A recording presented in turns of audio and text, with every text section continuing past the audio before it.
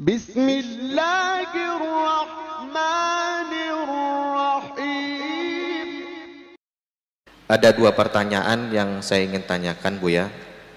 Yang pertama, bagaimana menempatkan nafsu dalam amaliyah diri?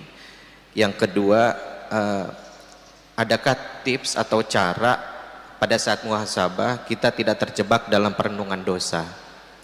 Mungkin itu saja, Bu ya, yang ingin saya sampaikan. Assalamualaikum warahmatullahi wabarakatuh. Assalamualaikum warahmatullahi wabarakatuh. Nafsu itu jangan dikasih kendor. Karena ayatnya waman nahan nafsa. Siapa yang menahan jiwanya dari kecondongan fujurnya, jangan dikasih kendor.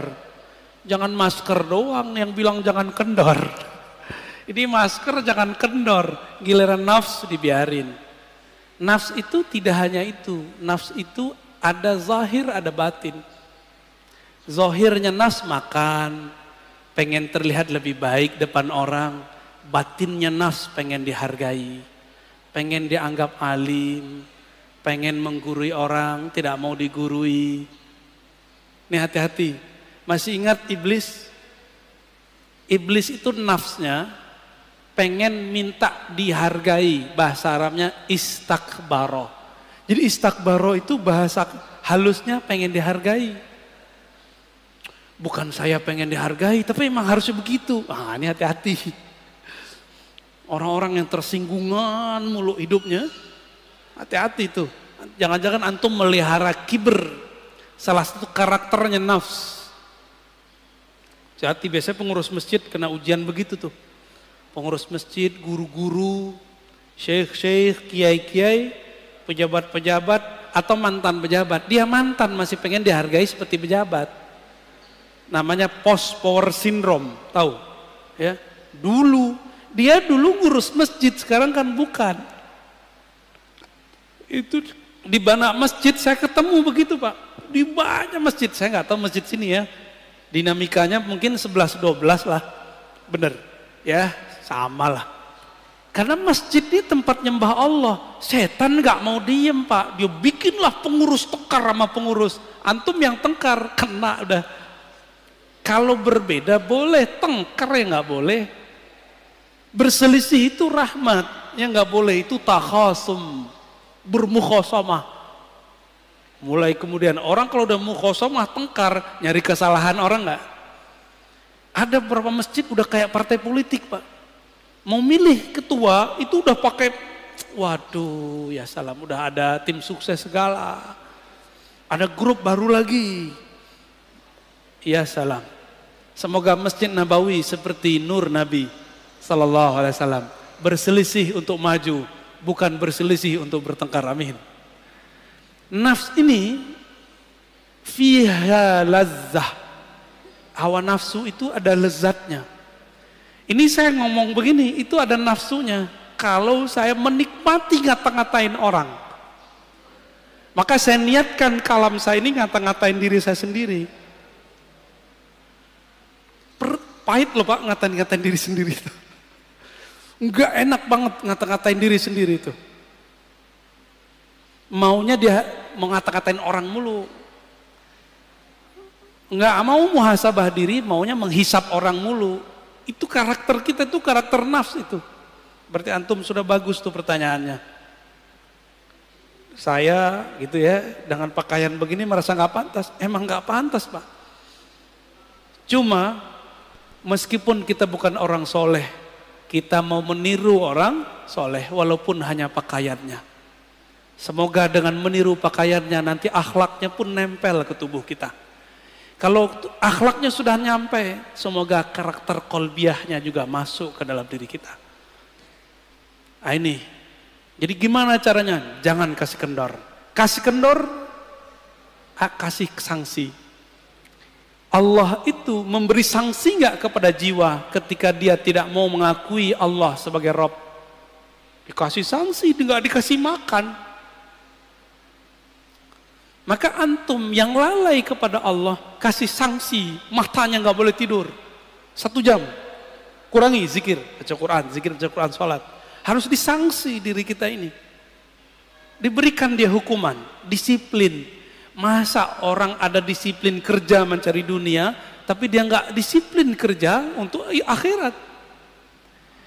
Orang yang tidak sukses di masa tuanya dunia karena dia masa mudanya tidak disiplin. Sepakat?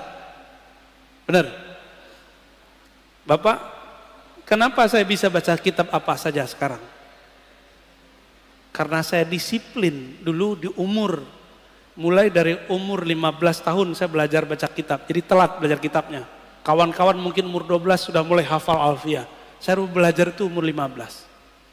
Karena saya tahu ini ilmu mahal. Nggak pernah kita tinggal lagi. Kuliah pun. Ketika orang tua saya mengatakan, nak cari kerjaan bapak susah. Saya bilang, Pak, apapun tolong beasiswain saya 4 tahun. Dan benar-benar Pak, saya 12 tahun mendidik nafsu saya untuk tidak pacaran. Ya, itu 12 jam setiap hari. Enggak hura-hara ke sana sini, sibuk baca buku masuk.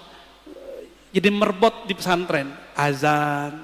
Kadang-kadang imamnya nggak ada, kita jadi imam. Yang paling gawat apa? Dosen kita ini pesantren mahasiswa, dosennya nggak ada. Kita masih santri, orang pada ngelirik. Terpaksalah kita maju. Di situ saya baru tahu kalau saya banyak baca, Pak. Tapi saat itu karena guru jauh, kolbu masih ada sombong. Bertambah ilmu, tambah sombong. Bertambah bacaan, bertambah belagu. Itu saya alami dulu. Ini kan ada mahasiswa kita di sini udah jadi ustadz juga ya, Ibnu Hajar. Dia kan jurusan filsafat tuh. Ya, 11-12 lah kayak dia dulu. Bertambah baca kitab, bertambah sombong. Jadi saya kalau baca kitab dulu niatnya mau debat orang. Serius Pak. Jadi kalau baca ngapal hadis, saya niatin untuk debat salafi. Kalau baca kitab akidah, mau ngelawan Syiah, liberal. Kalau baca kitab filsafat, mau ngalahin orang-orang yang sok-sok ngomong filsafat. Bener-bener dulu. Nggak ada yang bener. Kenapa? Di kolbu ada kibir. Di dalam jiwa ada karakter sombong yang belum dibenerin. Ketika bertambah sholat, bertambah sombong. Inilah yang terjadi pada orang baru hijrah jadi ustadz. Dirinya belum diberesin. Apalagi mu'alaf. Bertahun-tahun dia makan haram. Sekarang mu'alaf dikasih panggung. Nggak mau jadi santri. Sedangkan serigala, hewan ternak, hewan buas yang ada dalam dirinya belum dididik. Jadi tazkiyatun nafs ini, kalau bahasa guru saya dulu, saya masih ingat Syekh Maulana Muhammad Nuruddin Al-Khalidi An-Naqsyabandi, lalu Syekh Hasan Basri Jalil Al-Qadiri As-Samani, apa kata mereka? Tazkiyatun nafs itu nak, sama dengan mendidik anjing galak dalam hatimu, dalam jiwamu. Kamu itu sama bahkan lebih jahat daripada anjing. Saya digitu-gituan sama guru saya dulu. Kamu itu lebih nakal daripada babi. Lebih jorok otaknya, seksnya daripada babi. Lebih sombong daripada monyet. Lebih sombong daripada binatang-binatang buas. Itulah kamu. Lebih nyala daripada anjing. Sekarang jadikan dia kerangkeng dia. Itu yang disebut dengan khalwat. Jadi berkhalwat itu untuk itu Pak. Apa yang lakukan orang khalwat? Puasa, zikir, sholat, kurangin melek, kurangin ngomong, kurangin mikir, banyakin zikir. Tapi harus dengan ilmu. Harus dengan syekh mursyid yang alim. Alim ilmu nafs. Kalau enggak terhalu. Ngaku jadi Tuhan kayak Ahmad Musodek atau ngaku jadi Nabi ya. Ahmad Musodek jadi Nabi dia. Itu prestasi orang Betawi Pak. Ada Nabi dari orang Betawi satu ya. Lumayan. Nabi ke-26. Taib. Terjawab ya. Tentang nafs. Udah. Apa yang kedua tadi?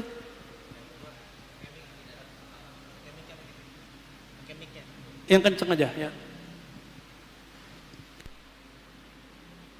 Satu.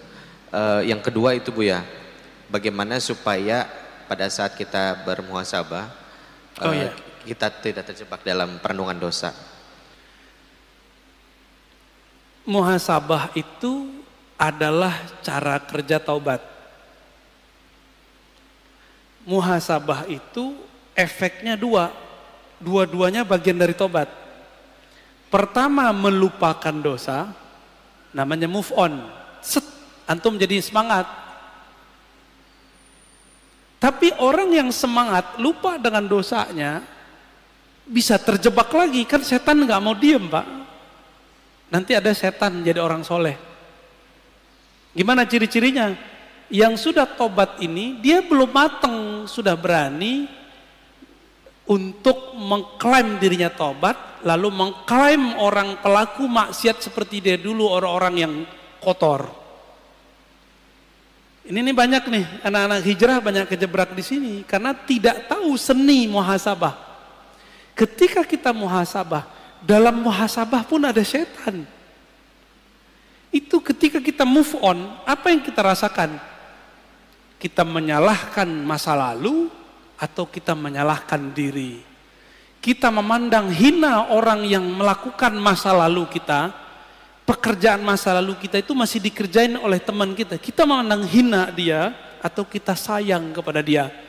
Kalau antum sayang kepada dia, mengasihi dia, berarti sukses tobatnya. Innallaha yuhibbut tawwabin. Terjemahannya apa? Allah cinta orang yang tobat. Itu terjemahan antum. Kalau terjemahan ilmu ma'rifatnya beda lagi.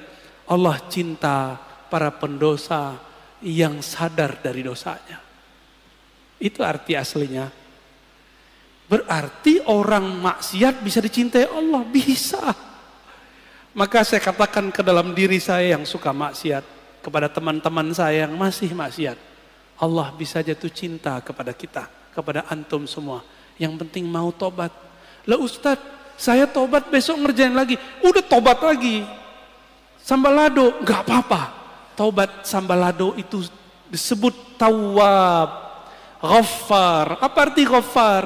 Allah yang menerima istighfar berkali-kali. Tawwab, Allah yang menerima tobat lebih dari satu kali. Tolong jangan dengarkan lagi kalam ustadz yang dipinjam lisannya oleh setan dan mengatakan tidak boleh tobat berulang-ulang, tobat nanti saja. Itu setan yang ngomong, Pak. Karena Allah mengatakan tentang ciri-ciri orang yang mengundur-undur tobat, nanti saja kami tobat. Benar gak? Ada kan ayatnya? Ada ayatnya. Tar aja tobatnya, kata kiai tobat itu cukup sekali. Enggak benar. Tobat itu berkali-kali, maka ada lafaz tasdik, tawwab.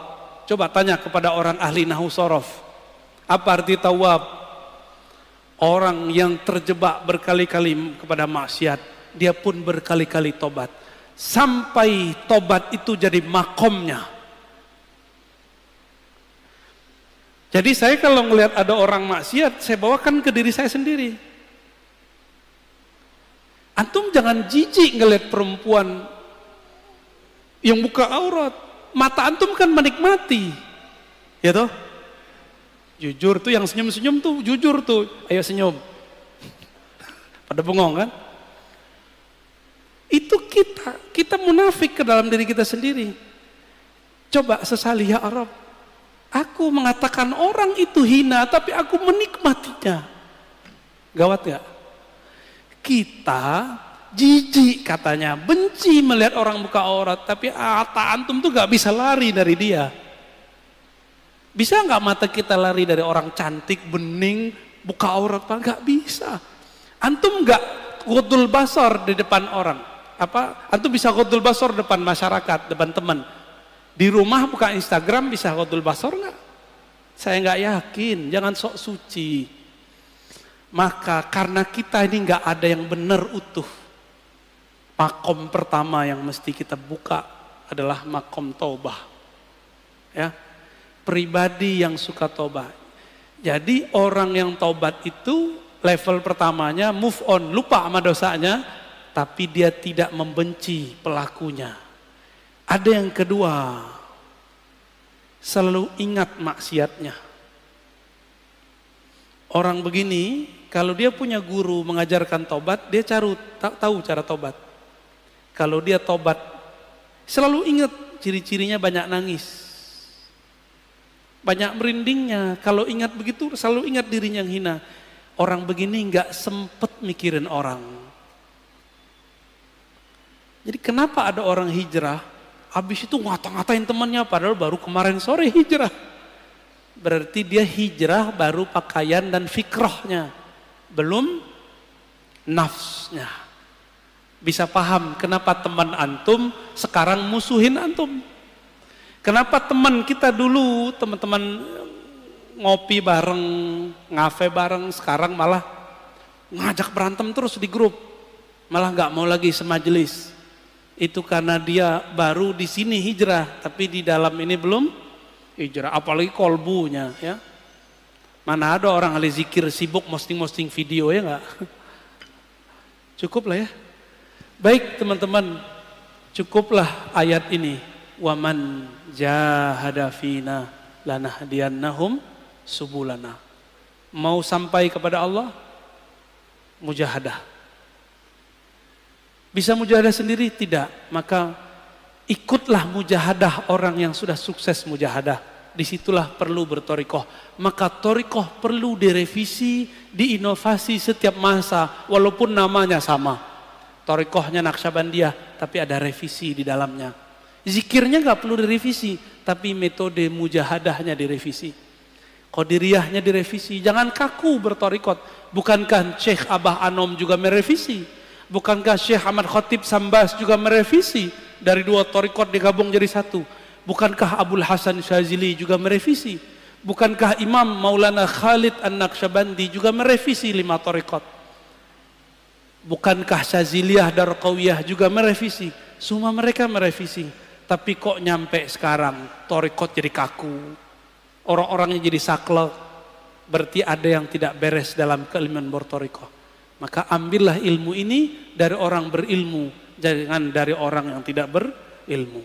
Wassalamualaikum